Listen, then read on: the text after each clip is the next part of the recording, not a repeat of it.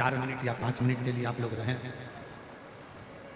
और 4-5 मिनट के लिए भले आप रहें, पर उस 2-5 मिनट में भी आपका ध्यान कितना केंद्रित होना चाहिए वो स्थान बताओ, कितना केंद्रित होना चाहिए। पहला,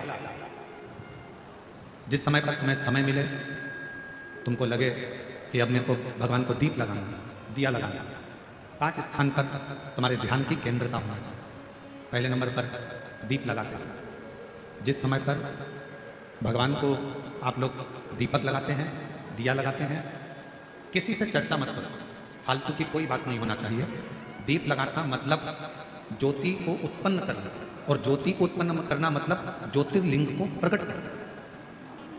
दीप की जो ज्योति होती है, दीप की जो ज्योति प्रकट होती है, दीपक की जो ज्योति होती है, वो भी ज्योतिर्लिंग का ही प्रतीक होता है।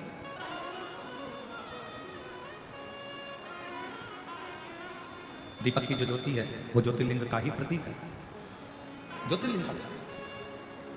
इसलिए दीपक लगाते समय व्यर्थ की किसी से बात ना करी जाए। दीपक लगाते समय किसी से व्यर्थ की बात ना करते हुए, जिस दीपक को आप प्रज्वलित कर रहे हो, जिस दीपक को आप लगा रहे हो, आपका ध्यान उस शिव की ज्योति में केंद्रित होना चाहिए। भगवान शंकर की ज्योति में आपका ध्यान केंद्रित है। और शिव की ज्योति में जब आपका ध्यान केंद्रित होगा, भगवान शंकर की ज्योति में जब आपका ध्यान केंद्रित होगा, तब आप स्वयं भगवान शिव का साक्षीकरण 2 क्षण में कर लो।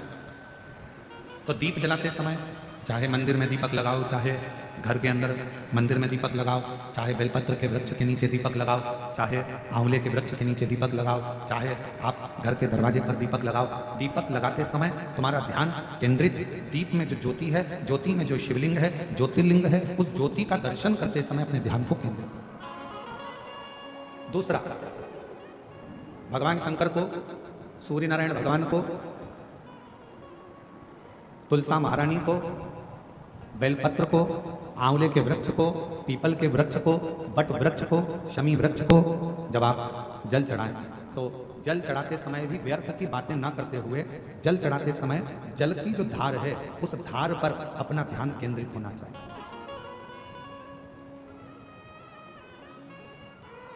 उस प्रेशर बढ़ाओ, प्रेशर, उस धार पर आपका जल की जो धार हो, उस धार पर आपका ध्यान केंद्रित हो। दीपक की ज्योति पर आपका ध्यान केंद्रित हो, जल की धार पर आपका ध्यान केंद्रित हो।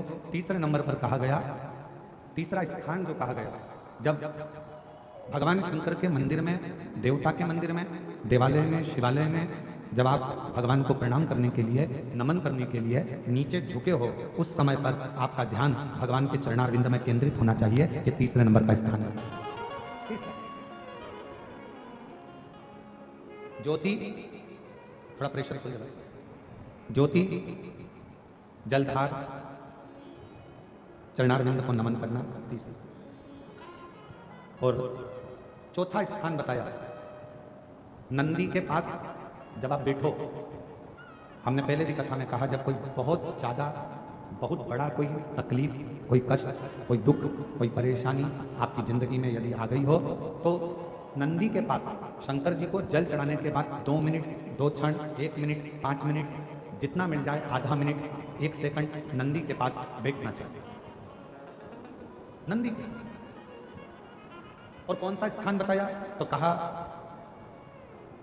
नंदी का जो पांव, आगे का एक चरण नंदी का उठा हुआ रहता है। दर्शन करें आप लोगों ने, किस किस में करें, जरा हाथ उठाओ, करें सब लोगों ने। नंदी का आगे का एक पांव उठा हुआ होता है।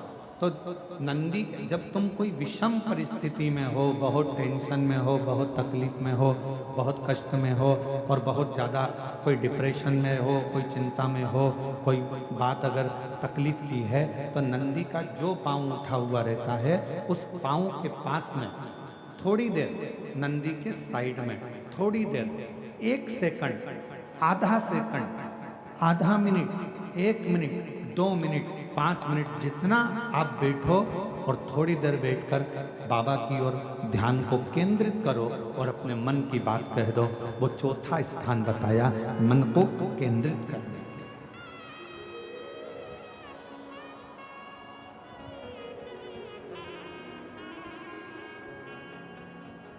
पांचवा स्थान जब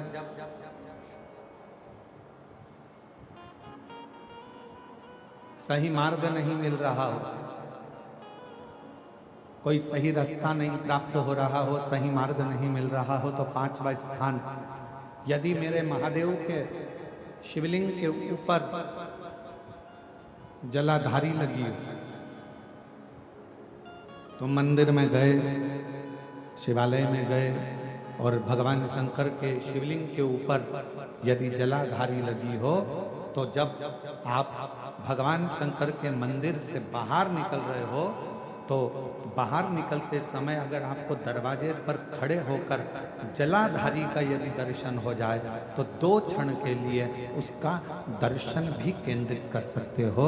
ये 5 स्थान ऐसे हैं जिन स्थान पर अपने भगवान के चरणारविंद को, भगवान के दर्शन को केंद्रित किया है।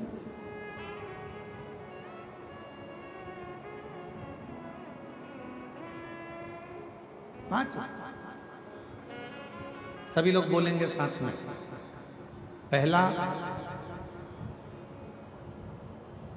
जम के बोलो जरा,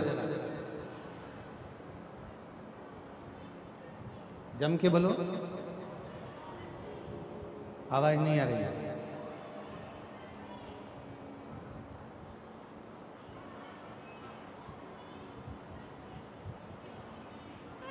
दीपक की ज्योति।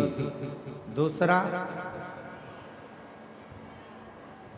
जम के बोलो जरा, जल की धार। तीसरा,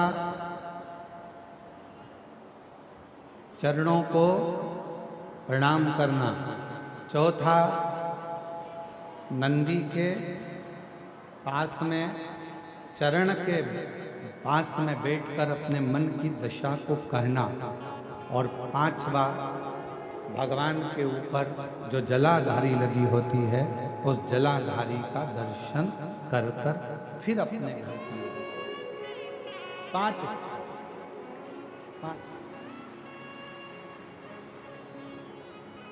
और जब शिव भक्ति में लगे हो, भगवान शंकर के विरल भक्ति में लगे हो, भगवान शंकर के भजन में लगे हो, भगवान शंकर के विरल भक्ति में लगे हो, जैसे बृहस्पति महाराज की धर्म पत्नी शुभा